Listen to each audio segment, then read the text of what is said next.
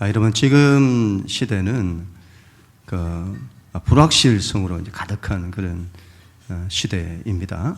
복잡계라고 하죠. 복잡계. 세상이 너무 복잡해졌다 이 말이죠. 너무 복잡해져서는 분별이 너무 어려운 그런 시대입니다. 여기서도 그리스도다, 또 저기서도 그리스도다. 무엇이 진리인지, 무엇이 길인지 지금 시대는 너무 어렵습니다. 인생도 복잡하고 세상도 복잡하고, 그래서 내가 어디로 가야 할지 그 길을 찾기가 쉽지가 않습니다. 어떤 길을 가고는 있는데 내가 잘 가고 있나? 자신이 없어요. 오늘 성경은 여기에 대한 우리에게 답을 보여준다고 봅니다. 여러분, 어떻게 길을 가야 할까요? 어떻게 길을 분별해야 할까요? 우리의 고민이 다 여기 있잖아요. 저 같은 목회자도 목회적인 고민이 거기 있는 거고, 우리의 가정의 고민도 거기 있고, 우리 자녀들, 우리 다음 세대의 고민도 다 거기 있습니다. 결론적으로 말하면 자기가 원하는 길이 아니라 하나님이 열어주시는 길을 가야 한다. 그게 정답인 거죠. 복잡한 하나님 세상 가운데서, 이 시대 속에서 하나님이 열어주시는 길을 간다.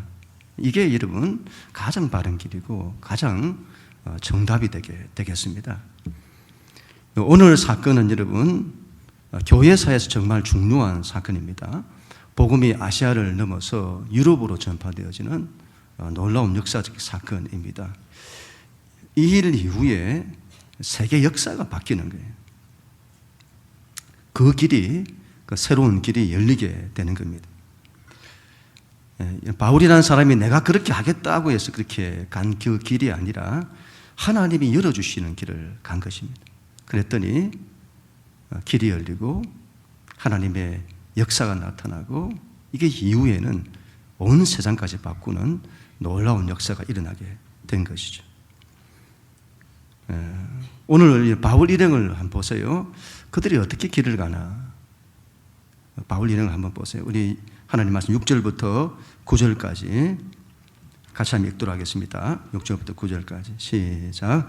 성령이 아시아에서 말씀을 전하지 못하게 하시거늘 그들이 부르기아와 갈라디아 땅으로 다녀가 무시아 앞에 이르러 비두니아로 가고자 애쓰되 예수의 영이 허락하지 아니하는지라 무시아를 지나 드로아에 내려갔는데 밤에 환상이 바울에게 보이니 마게도냐 사람 하나가 서서 그에게 청하여 이르되 마게도냐로 건너와서 우리를 도우라 하거늘. 아멘.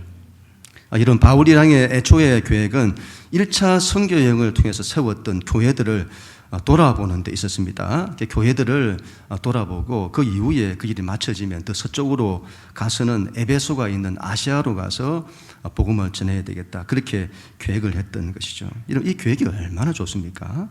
그런데 여러분, 성령께서 아시아로 가지 못하게 하시는 겁니다. 자신들이 계획을 세웠으나 그 계획대로 되지 않았습니다. 그래서 그곳에서 위쪽인 부르기아와 갈라디아를 지나서 무시아라고 하는 지역으로 갔습니다. 그 무시아라는 곳에서 이제 비두니아로 더 동북 쪽에 있는 비두니아라고 하는 그곳으로 가려고 그들이 애를 썼습니다. 그런데 그곳에서도 예수의 영이 허락하지 않으셨습니다. 또 그들의 계획대로 되지 않았습니다. 그리고는 정반대에 있는 서쪽, 북서쪽에 있는 그 드루아로 가게 되었습니다. 그 드루아라고 하는 이 지역은 우리가 세계사를 배우면 그 유명한 그 트로이 할 때, 트로이 목마할 때 트로이, 그 드루아, 바로 그 땅이죠. 그리스 땅으로 넘어갈 수 있는 항구 도시가 되겠습니다. 아시아에서 유럽으로 가는 관문이 바로 이 그리스 땅이잖아요. 지금도 여러분 그 투르키에 지금 아시아 지역인 그 아나톨리아 반도인 그 튀르키예에서 난민들이 유럽으로 가고자 하는데 갈 때 반드시 거쳐가는 땅이 그리스인 겁니다. 전부 그리스로 다 가는 거예요. 그 이제 그리스로 이제 넘어갈 수 있는 그 항구 도시가 그 드루아인데, 그곳에서 바울이 마게도냐인의 환상을 봅니다. 환상 가운데 마게도냐인이 나타나서는 건너와서 우리를 도와달라는 거죠. 그리고 바울 일행이 그 환상이 하나님 우리 가운데 주신 하나님의 뜻이다, 이걸 확신을 하고 그리스도 땅으로 건너가게 됩니다. 그리고 유럽에 복음이 전파되어지는, 유럽 땅에 복음이 전파되어지는 그 일이 일어나게 된 것이죠. 여러분, 지금 자신들의 계획대로, 그 계획이란 것도 여러분 엉뚱한 계획이 아니라 정말 좋은 계획이었던 겁니다. 근데 자기들의 계획대로 하려고 했다가 이게 안 되고 또 안 되고. 만약 여러분 이때에 바울 일행이 자신들이 계획한 대로마다 밀어붙였다면 어떻게 되었을까요? 하나님의 뜻과 계획이 이 바울 일행이 유럽으로 가서 복음을 전하는 것이었는데, 그런데 자기들의 계획을 밀어붙였다면 그 길이 열리지 않았을 겁니다. 여러분, 우리의 계획이 하나님의 계획과 일치할 수도 있습니다. 그러나 아무리 좋은 계획이라도 하나님의 계획과 일치하지 않을 수 있습니다. 그런 때는 자신의 계획을 내려놓고 하나님의 계획대로 되기를 원해야 합니다. 그래야 하나님의 길이 열리는 거예요. 우리의 신앙이, 우리가 하나님을 믿는다고 하는데, 우리가 하나님을 전부 다 믿는다고 하잖아요. 그런데 믿는 신앙이 하나님의 뜻에 관심이 없고 자기 뜻에만 관심이 있을 수 있습니다. 신앙이 그렇게 되면 하나님이 열어주시는 길, 그런 길을 가기는 쉽지 않습니다. 많은 분들이 여기에 속할 겁니다. 그래서 우리 신앙이 하나님의 뜻에 관심이 있다고 하는 것은 정말 귀한 것입니다. 그런 마음을 가지기가 쉽지가 않아요. 그래서 그런 마음을 가진다는 것만으로도 굉장한 것입니다. 내가 하나님의 뜻에 관심이 있다고 하는 것, 굉장한 거죠. 그런데 여기에도 함정이 있습니다. 하나님의 뜻과 계획을 자기 방식대로 하고자 하는 거예요. 하나님께서 저에게 약속을 주셨습니다. 내가 너의 반석 위에 내 교회를 세울 거다 하는 그 약속을 주셨습니다. 저는 제 안에 분명한 게 있는 거죠. 하나님의 저를 통해서 교회를 세우실 거다. 그 약속이 있기 때문에 틀림이 없는 겁니다. 그게 하나님의 계획이고 하나님의 목적이죠. 그건 분명한 겁니다. 문제는 그 교회를 어떻게 세우느냐 하는 거죠. 자, 돌이켜보면 하나님의 뜻이라는 이 명목하에, 하나님의 뜻이라는 명목하에 내가 원하는 계획과 방식으로 교회를 세우고자 했던 것 아닌가, 그런 마음들을 쫙 돌아보게 되죠. 여러분, 신앙은 이런 걸 조심해야 합니다. 우리 아이들이 잘 쓰는 말이 있죠. 내 마음대로 할 거야. 그런 말 참 많이 듣잖아요. 아마 아이들이 화가 나서 아마 홧김에 그랬을 겁니다. 그런데 여러분, 평상시에도 그런 말을 한다면 그건 굉장히 조심해야 합니다. 그 위험한 말이에요. 내 마음대로 할 거야. 인생은 반드시 하나님이 원하시는 대로 데리고 해야 합니다. 그게 가장 좋은 거예요. 그게 가장 확실하고. 이건 이런 목회도 마찬가지고 선교도 마찬가지고 우리 인생도 마찬가지입니다. 목적도 그리고 과정도 방법도 하나님의 뜻과 계획대로 되기를 원해야 합니다. 하나님이 인도하시는 대로 되기를 원해야 합니다. 그래야만이 하나님이 열어주시는 길을 가게 되는 거죠. 그 길이 가장 확실한 겁니다.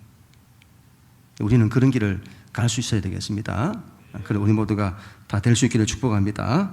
그렇다면 여러분, 하나님의 계획대로 되기를 위해서는 우리가 어떻게 해야 될까요?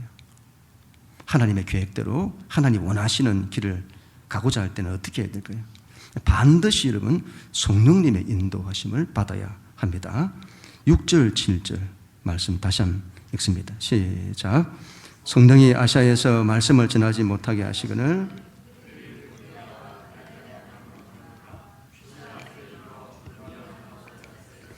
예수의 영이 허락하지 아니하시는지라. 아멘.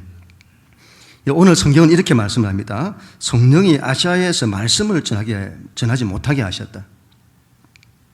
뒤에 가서는 또 예수의 영이 허락지 않으셨습니다. 성령님이다, 예수의 영이다 하는데, 이런 성령님을 다른 말로 예수의 영이라고 하잖아요. 성령님을 말하는 것입니다. 바울 일행이 성령님을 통해서 지금 분별을 하고 있습니다. 성령님께서 여기서 말씀을 전하게 못하게 하시는구나. 성령님이 여기서도 허락하지 않으시는구나. 그렇게 성령님을 통해서 분별하고 있다는 거죠. 그래서 지금 바울 일행이 성령님의 인도하심에 따라 성령님이 가라고 하시면 가고 멈추라 하시면 멈추고 가지 말라고 하면 가지 안 가는 거예요. 허락하지 않으시면 안 하는 거고 허락하시면 하는 거고 그렇게 인도를 받고 분별한다 이 말이죠. 그런데 궁금한 것은 구체적으로 어떻게 분별을 했냐는 거죠. 구체적으로 어떻게 성령님에 대해서 뜻을 분별하게 됐냐. 그게 궁금하잖아요. 그런데 성경은 여러분 그 부분에 대해서 침묵하고 있습니다. 구체적인 내용을 말하지 않습니다. 첫 번째 무슨 음성을 들었나? 이것은 복음을 전하지 마라. 그런 직접 음성을 들었나? 아니면 두 번째로 무슨 내적인 감동이 있었나? 내적인 감동, 그런 확신이 왔나? 이곳에서 복음을 전하지 못하게 하는 그런 내적인 마음들이 일어났나? 세 번째로는 무슨 반대가 일어났나? 유대인들의 반대가 있었나? 아니면 여러분 네 번째로 아니면 복음을 전하는데 결실이 없었나? 믿고 구원받는 사람들이 일어나지 않았나? 다섯 번째는 환경적으로 복음을 전하지 못하게 되는 상황이 되었나? 이런저런 이런 것들을 통해서 그게 성령님이 가지 말라, 하지 말라, 허락하시지 않는 것 사인으로 받았나? 여러분 어떻습니까? 우리는 여러분 무슨 반대가 일어나거나 어려움이 일어나면 이거 하나님의 뜻이 아닌가 보다 그렇게 생각을 하잖아요. 이런 바울도 그랬을까요? 바울을 보세요. 1차 선교 여행에서 세웠던 교회들을 다시 방문하잖아요. 그런데 여러분 그곳이 어디입니까? 유대인들이 그렇게 반대했던 곳이에요. 그곳에 가면 그들이 다시 반대할 수 있습니다. 그럼에도 불구하고 다시 가잖아요. 하나님의 길을 판단할 때에 어려움이 있냐 없냐, 넓은 길이냐 좁은 길이냐, 쉬운 길이냐 어려운 길이냐, 우리는 자꾸 이런 걸로 판단하기를 원하는데 이런 걸로 판단하면 안 됩니다. 그러면 반드시 실족하고 실패합니다. 신앙은 하나님의 뜻이 있으면 어려운 길이라도 가는 거예요. 좁은 길이라도 가는 겁니다. 무슨 반대가 있고 어려움이 있어서 성령님께서 허락하지 않으시는구나, 그렇게 분별해서는 안 되는 거예요. 그러면 복음의 문이 열리지 않았나? 믿는 사람들이 일어나지 않았나? 복음을 전하는데 믿는 사람들이 안 일어나고 결실이 안 나타나서 성령님이 허락하지 않는가 보다 그렇게 판단을 했나? 그런데 여러분 이건 지금 바울 일행이 그곳에 가서는 복음을 전하는 것이 아니에요. 아시아로 가서 복음을 전하다가 문이 막힌 것이 아니에요. 그곳으로 가려고 했는데 가지 못하게 된 거예요. 그리고 무시아로 갔는데 무시아에서도 비두니아로 간 것이 아니에요. 비두니아로 가려고 애를 썼는데 예수님의 영이 허락지 않는 거예요. 그렇다면 무슨 환경적인 어려움이 있었나? 그런데 바울을 보세요. 이전에도 이런 비시디아 안토기에서 바울이 풍토병에 걸려서 사경을 헤맸잖아요. 그런 가운데서도 바울이 선교를 포기하지 않았습니다. 환경적인 어려움이 생겼다고 그걸로 하나님의 뜻이다 아니다 판단하기도 어려운 거라고 봅니다. 그래도 이런 궁금하잖아요. 그곳에 가는 그 자체가 막혔나? 무슨 산사태가 일어났나? 무슨 그 지역으로 가는 길이 봉쇄가 되었나? 그래서 성령님이 허락지 않는다 그렇게 판단을 했나? 존 스토어트 목사님이 사도행전 강의에서 이렇게 말했습니다. 이분도 여러 입장을 이제 말하는데 가장 먼저 이 말을 해요. 선교사들 사이에 있는 성령의 내적 점거다.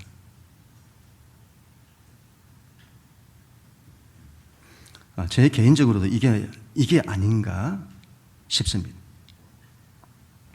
그래서 성경이 구체적인 뭔가를 기록하지 않는 거예요. 성경 말씀 그대로 받아들이면 된다고 봅니다. 성령님이 허락하지 않는 거예요. 이건 선교를 해보신 분들은 아실 거라고 보는데 선교 현지에 가면 우리가 지금 살고 있는 이곳과는 상황이 완전히 다르잖아요. 프론티어잖아요. 그곳에서는 여러분 선교를 어떻게 하냐? 함께 모여서 예배하고 기도하고 그리고 성령님의 인도를 구합니다. 그리고는 성령님께서 주시는 마음을 따라 행하는 거예요.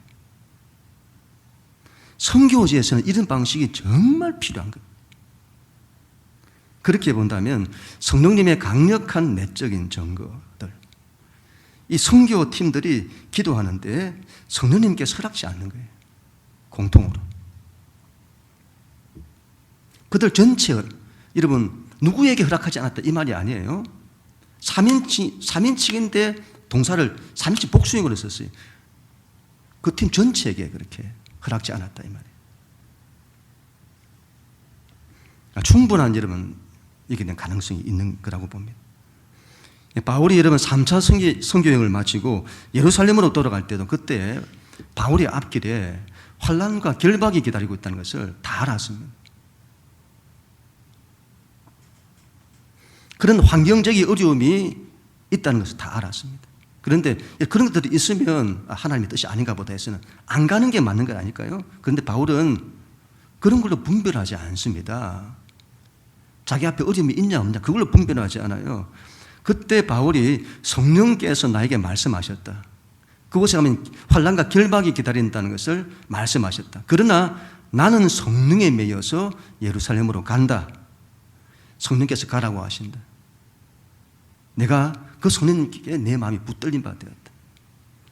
성령님께서 그럼에도 가라 하는 거죠.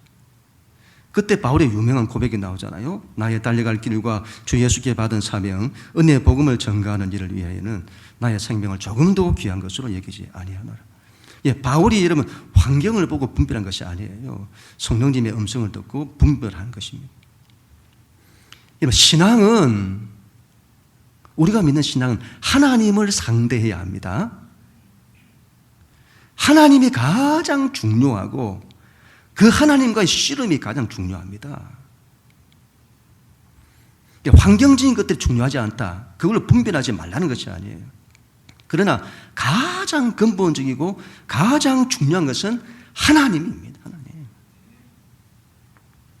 분명한 것은 초대교회는 이 하나님과의 실제적인 만남, 성령님과의 실제적인 만남, 다르게 말하면 신과 함께하는 것, 신과의 만남과 대화, 이런 것들이 정말 실제적이었다는 거예요. 그들에게는 성령님이 실제적인 겁니다. 관념이 아니에요. 실제적인 것. 지금 우리 시대는 성령님이 계신지 안 계신지 그것도 잘 모르고 신앙생활 하잖아요. 성령님에 대한 경험들이 잘 없어요. 그러나 초대교회는 이게 실제적인 겁니다. 여러분 시간이 지나면서 역사가 지나면서 우리가 잃어가는 것이 이것이 아닌가 싶습니다. 하나님과의 실제적인 만남이죠. 지금은 여러분 신학적으로 얼마나 많이 연구가 되었는지, 신학적으로 교리적으로 너무너무 많은 것들이 연구가 되었습니다. 얼마나 학문적으로 얼마나 많은 발전이 됐는지 모릅니다. 하나님께 대한 지적인 것은 너무도 많이 발전을 했습니다.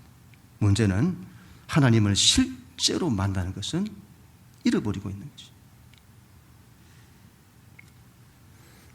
내가 성령님을 의지하는 성령의 사람인지 아닌지는 우리 안에 있는 성령님의 크기를 보면 알 수 있다고 봅니다. 여러분 우리가 믿는 하나님은 삼위일체 하나님이시잖아요. 성부 하나님이 계시고 성자 예수님이 계시고 성령 하나님이 계세요. 이 세 분은 동일하십니다. 그런데 우리 안에 성부 하나님이 큰 사람이 있어요. 이걸 주로 자유주의 신학 쪽에 있는 사람들이 이렇다고 보는데 이게 강한 거예요. 반대로 복음주의 쪽 사람들은 성자 예수님이 강해요. 또한 오순절 같은 은사주의 쪽에 있는 사람들은 성령 하나님이 강합니다. 우리 안에는 이 세 분이 동등하게 계셔야 합니다. 어느 한쪽도 소홀히 해서는 안 됩니다. 내 안에 성부 하나님과 성자 예수님은 크신데 성령 하나님이 작다. 그러면 그분의 크기가 내 안에 작은 겁니다. 그 크기가 커져가야 합니다. 그렇다면 그분께 관심을 가져야 되는 겁니다. 그분을 더 의지하는 것이 필요합니다. 우리 안에 여러분 성령님에 대해 우리 안에 계신 성령님에 대해 마음이 없는 분들이 너무 많아요. 성령님에 대해서 마음 없는 분들이 너무 많아요. 성령님은 하나님의 영이시고 예수님의 영이세요. 실제로 이 땅 가운데 오셔서 우리와 가장 가까이 함께 하시는 분이 성령님이세요. 우리는 그분과 함께하는 법을 배워야 합니다. 그분의 인도와 그분의 음성을 듣는 법을 배워야 합니다. 그런데 우리 중에는 그분의 존재를 모르는 분도 많고 그분에 대해서 관심도 없어요. 예수님만 믿으면 되지, 예수님만 잘 믿으면 되지, 무슨 성령님까지 믿어야 되나? 그리고 그분이 왜 우리 안에 오시는지에 대한 그 이유도 몰라요. 그분이 왜 우리 안에 오시는 거지? 그분이 왜 필요한 거지? 이걸 모른다 이 말이에요. 우리 신앙에서 성령님을 잃어버리면 정말 엄청난 걸 잃어버리는 것입니다. 이 부분을 반드시 회복해야 합니다. 여러분, 예수님도 성령을 받으세요. 우리 예수님이 뭐가 부족해서 성령을 받으시죠? 그게 하나님의 존재 방식이고 하나님의 삶의 방식인 겁니다. 예수님도 성령님을 받으시고 성령님의 권능과 인도하심으로 사셨는데 우리가 성령님께 관심도 없고 성령님 없이 산다? 그러면 안 되는 겁니다. 로마서 8장 14절 같이 읽습니다. 시작. 물론 하나님의 영으로 인도함을 받는 사람은 곧 하나님의 아들이라. 아멘. 우리는 예수님 안에서 하나님의 아들들이 되었잖아요. 그러면 하나님의 아들, 하나님의 자녀된 사람은 반드시 하나님의 영의 인도를 받는 사람이에요. 그래야 될 줄로 믿습니다. 제가 여러분 몇 번 이 말씀을 드렸는데 잘 한번 생각해 보세요. 굉장히 중요한 말이라고 봅니다. 하나님의 음성을 듣는 것보다 더 중요한 것은 성령님의 통치와 인도하심을 받는 것. 다시 한번 말씀드릴게요. 하나님의 음성을 듣는 것보다 더 중요한 것은 성령님의 통치와 인도하심을 받는 것. 하나님의 음성을 듣는 것이 얼마나 중요할까요? 이게 얼마나 중요합니까? 근데 왜 이런 말을 하죠? 잘 한번 생각해 보세요. 우리가 하나님의 음성을 듣는 것이 중요한데 잘못하면 우리가 성령님의 인도를 받지 아니하면 자기 생각을 하나님의 생각이라 여기고 자기 뜻을 하나님의 뜻이라고 생각할 수 있습니다. 그래서 그것보다 더 선행되어야 하는 것이 성령님의 통치와 인도를 받는 것입니다. 우리가 예배할 때에도 뭘 먼저 기도하죠? 성령님 이곳에 함께 해주십시오. 기도할 때에도 성령님 기도를 인도해 주십시오. 왜 그걸 먼저 구하죠? 그럴 때 성령님이 하나님의 뜻을 우리한테 보이시고 내 생각이 아니라 내 뜻이 아니라 이게 성령님의 인도를 통해서 우리 인도받고 그걸 분별하게 되는 것이죠. 그래서 우리는 성령님의 인도하심 가운데서 말씀을 보는 거고 깨닫는 거고 성령님의 역사하심 가운데 말씀을 육신되게 하는 말씀을 이루는 거고 성령님의 인도하심 가운데서 하나님의 음성을 듣고 뜻을 발견하는 거고 성령님께서 인도하시는 대로 가라 하시면 가는 거고 멈추라 하시면 멈추는 거다. 신앙은 그래야 합니다. 그래야만이 하나님께서 인도하시는 길을 갈 수가 있습니다. 하나님이 열어주시는 길을 갈 수 있게 됩니다. 성령의 인도하심을 받는 법을 배우는 우리 모두가 다 될 수 있기를 간절히 축복합니다. 바울은 이제 드디어 드로아에 갔는데 그곳에서 환상을 보게 됩니다. 9절 말씀인데 같이 한번 읽습니다. 시작. 밤에 환상이 바울에게 보이니 마게도나 사람 하나가 서서 그에게 청하여 이르되 마게도나로 건너와서 우리를 도우라 하거늘. 아멘. 결국 이러면 드로아라고 하는 이 지역으로 가게 됩니다. 그곳은 항구 도시로 바다에 있는 도시이죠. 어떻게 보면 여러분 성령님이 허락하지 않으시고 또 허락하지 않으시고 그렇게 해서 온 곳이 여러분 이 드로아 바다에 있는 막다른 골목이에요. 다른 길이 없고 끝에 있는 항구 도시, 그 드로아인 겁니다. 이 모양은 마치 그 옛날에 이스라엘 백성들이 출애굽할 때에 인도를 받았는데 홍해를 만나잖아요. 막다른 골목을 만나는 거예요. 지금 하나님이 성령님이 허락하지 않으시고 허락하지 아니하시고 그렇게 해서 간 곳이 드로아 막다른 골목에 이르게 된 겁니다. 그때 바울 일행이 어떻게 했나요? 막다른 골목으로 왔네? 여기서도 하나님 허락하지 않으시는가? 그렇게 했나요? 그렇지 않습니다. 지금까지 했던 것처럼 기도하는 겁니다. 기도하고 하나님의 뜻을 구하는 거죠. 그 밤에 환상이 바울에게 보입니다. 밤에 잠을 잤는데 꿈을 꾼 건가? 그렇지 않습니다. 밤에 기도를 할 때 일어난 거죠. 하나님의 역사는 기도할 때 일어나는 겁니다. 여러분, 이건 우리가 이 사도행전 16장에서 굉장히 중요한 하나님 역사를 어떻게 이루시냐, 기도를 통해서 이루신다는 걸 보여주는 거예요. 이후에 여러분, 바울이 마게도냐인의 환상을 보고 마게도냐로 넘어가잖아요. 하나님이 주신 환상을 보고 그곳에 갔잖아요. 그러면 하나님의 뜻이 있고 계획이 있고, 그러면 뭔가가 일어나야 될 것 같잖아요.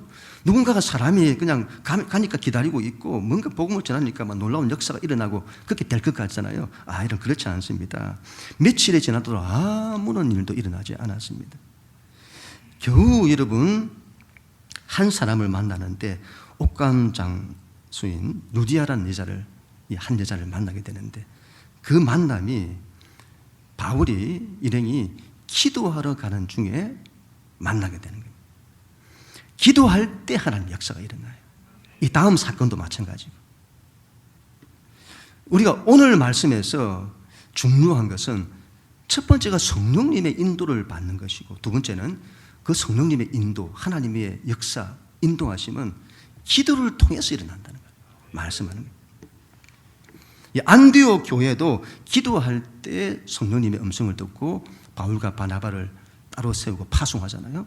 베드로도 기도할 때 그 유명한 고넬료 사건, 보자기 환상을 보고 이방인에게 복음을 전하는 그 일들이 기도할 때 일어나는 거예요. 기도할 때 환상을 보고, 기도할 때 성령님의 음성을 듣고. 바울이 여러분 환상을 보았다고 하는 것은 평소에 바울이 하나님의 음성을 얼마나 듣기를 원했는지 이걸 우리가 보여주는 것입니다. 하나님의 뜻을 보기를 간절히 원하는 사람들이다, 이 사람들이. 하나님의 음성을 듣기를 원하지 않는데 하나님의 음성이 들리고, 물론 그럴 수 있죠. 간혹 그럴 수 있죠. 그러나 대부분의 경우는 그렇지 않습니다. 하나님의 뜻을 보기를 원하지 않는데 무슨 음성이 들리며 무슨 환상이 보이냐 이 말이에요. 예배를 드리는데 눈 닫고 귀 닫고 마음 닫고 그러면 하나님의 음성을 들을 수가 없어요. 하나님의 뜻이 내 마음에 오지 않습니다. 하나님을 간절히 원해야 합니다. 하나님의 음성을 듣기를 원해야 합니다. 보기를 원해야 합니다. 그러면 어느 때가 되면 보여지고 들려지고. 예를 들자면 여러분, 우리가 방언을 하고 싶은 사람이 있다고 할 때에 은사는 여러분 귀한 거예요. 은사라고 해서 귀한 겁니다. 은사를 함부로 쓰는 것이 문제지 은사는 귀한 겁니다. 여러분 은사를 터부시하면 안 됩니다. 성경이 은사를 얼마나 그건 하나님 주신 선물이에요. 귀하게 바라볼 수 있어야 됩니다. 잘못 쓰는 게 문제인 겁니다. 잘못 쓰는 것 때문에 은사까지도 터부시하면 안 된다. 할 수 있으면 은사를 사모하는 사람이 되어야 합니다. 그런데 사람이 만약 방언을 사모하지 않는다, 내가 방언을 사모하지 않아요, 그럼 방언을 할 수 없는 거죠. 방언을 하고 싶다 그러면요, 언어라고 하는 것은 입을 떼고 말을 할 때 언어가 나오는 거예요. 여러분 아이들이 엄마하고 간단하게 엄마하고 입을 뗄 때 언어가 튀어나오는 거예요. 근데 입을 안 떼요. 입을 안 떼고 방언 달라고 합니다. 그렇게 하면 이게 안 되는 거예요. 사모하는 마음으로 입을 떼야 한다 이 말이에요. 그래 뭔가가 임한다. 그와 같이 여러분 우리가 하나님께 대한 사모함을 가지고 귀를 열어야 되는 겁니다. 그분의 뜻을 음성을 듣기를 원해. 이게 안 되는데 어떻게, 자신이 안 열고 있는데 어떻게 들리냐 이 말이에요. 그럼 귀를 열어야 되고 눈을 열어야 합니다. 마음을 열어야 합니다. 그분에 대한 마음을 갖기로 원한 이 마음이 열려 있어야 그 사람에게 마음에 감동이 오고 마음에 확신이 오는 거지. 이걸 안 열어놨는데 어떻게 그분의 주시는 마음이 우리 안에 임하냐 이 말이죠. 내가 맡고 있는데. 기도를 해야 합니다. 기도할 때 성령의 임재를 느끼고 성령님이 주시는 음성과 성령님이 주시는 내적인 감동, 그런 걸 듣고자 해야 합니다. 여러분, 기도만큼 신비로운 것이 있을까요? 기도는 정말 신비롭습니다. 우리가 구약의 성막이나 성전을 보면 지성소가 하나님 임재하신 장소인데 그 지성소에 가장 가까운 곳에 분향단이 있습니다. 그 분향단은 기도를 상징하거든요. 하나님의 임재에 가장 가까이 있는, 그러니까 우리가 하나님을 만날 수 있는 가장 귀한 통로가 기도다 이 말이에요. 기도다. 기도만큼 신비로운 것이 없습니다. 제자들이 예수님께 묻잖아요. 예수님, 우리는 왜 안 됩니까? 그때 마가복음 9장 29절 이러실 때 기도 외에 다른 것으로는 이런 종류가 나갈 수 없다. 너희가 기도를 안 해서 그렇다. 기도해야 한다. 기도할 때 하나님을 만나고, 기도할 때 하늘 문이 열리고, 기도할 때 성령님이 임하시고, 기도할 때 성령님의 음성이 임하고, 내적인 감동, 확신들도 임하고, 기도에서 일어나는 거죠. 믿음과 기도는 굉장히 깊은 관계를 가집니다. 믿음은 말씀을 들을 때에도 생기지만 기도할 때도 생기는 거예요. 믿음의 확신, 기도할 때 일어나는 거예요. 여러분, 아무리 믿음을 갖고자 해도 믿음을 갖겠다고 해서 믿음이 일어나는 게 아니에요. 해보신 분들 압니다. 내가 믿음을 가져야지. 여러분, 그렇게 해서 믿음이 일어나는 거 아닙니다. 믿음이란 하나님과의 관계, 그분과의 만남에서 그분을 경험하고 신뢰하는 데서 나오는 건데, 그래서 믿음을 가지기 위해서는 기도를 해야 합니다. 기도하면 믿음이 일어나요. 그리고 기도하다 보면 돌파가 일어나요. 기도가 얼마나 신비로운지, 기도를 하다 보면 어떤 문제에 대해서 확신이 딱 와요. 그럼 길이 열렸다, 이 문제 해결되었다, 이게 딱 온다는 거죠. 기도 가운데. 기도할 때에 성령님이 주시는 내적인 감동, 음성, 이런 것들이 막 임하는 거죠. 그래서 기도를 많이 하다 보면 기도 속에서 하나님 이거 응답하시네? 그게 온다 이 말이에요. 그분의 음성, 그분의 뜻. 돌파도 막 일어나는 거예요. 돌파도. 길이 열린다. 돌파는 길이 열린다는 거잖아요. 기도할 때 믿음의 확신이 오고, 기도할 때 길도 열리고. 기도가 얼마나 신비로운 것인지 기도해야 합니다. 하나님의 뜻대로, 하나님의 계획대로 되어야 합니다. 우리는 하나님이 열어주시는 길을 가야 합니다. 그게 가장 좋습니다. 그렇게 하기 위해서는 반드시 성령님의 인도하심을 받아야 합니다. 성령님의 인도하심을 받는 법을 배워야 합니다.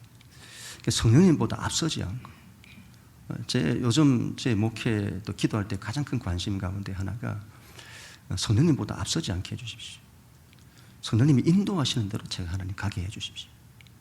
지난 세월의 많은 목회적인 시행착오를 통해서 제가 지금 이걸 정말 중요한 게 이것이구나. 그래서 이걸 붙들고 성령님 구하고 믿음 구하고 그리고는 성령님의 인도하심보다 내가 앞서지 않도록 그분께서 인도하신 대로 하는 이제 제가 가겠습니다.